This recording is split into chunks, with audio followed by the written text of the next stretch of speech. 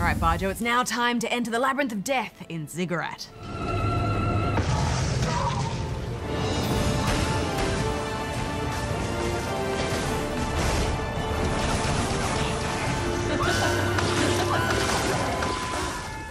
Ziggurat is a kind of FPS roguelike. It's short, sharp bursts of magical action in a randomly generated labyrinth of rooms. The game came out on PC last year and has recently come to console, so we thought we'd check it out. You play a fledgling sorcerer with hopes to become an all-powerful wizard. Before you can join the ranks of wizardry, however, you must survive a daring rite of passage. Survive the Ziggurat.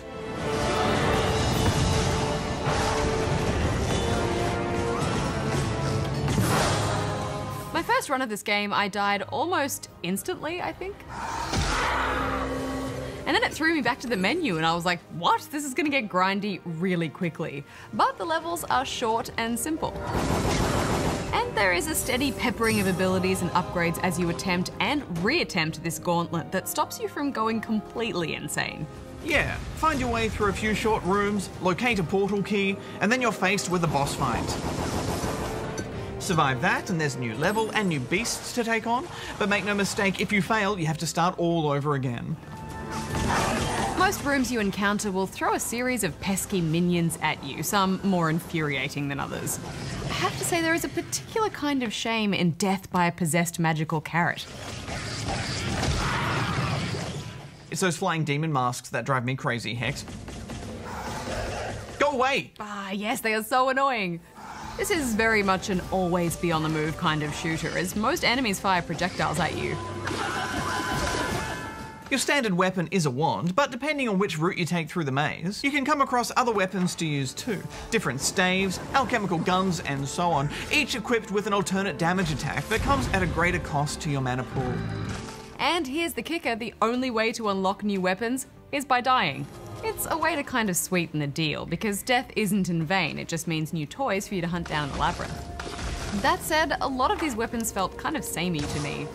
Yeah, the weapons and spells you find certainly feel heftier than your starting wand, but there's not a lot of variation, I agree. There are some environmental objects you can make use of against minions also, like barrels filled with chemical nastiness, but beyond that, it's mostly just strafe and shoot.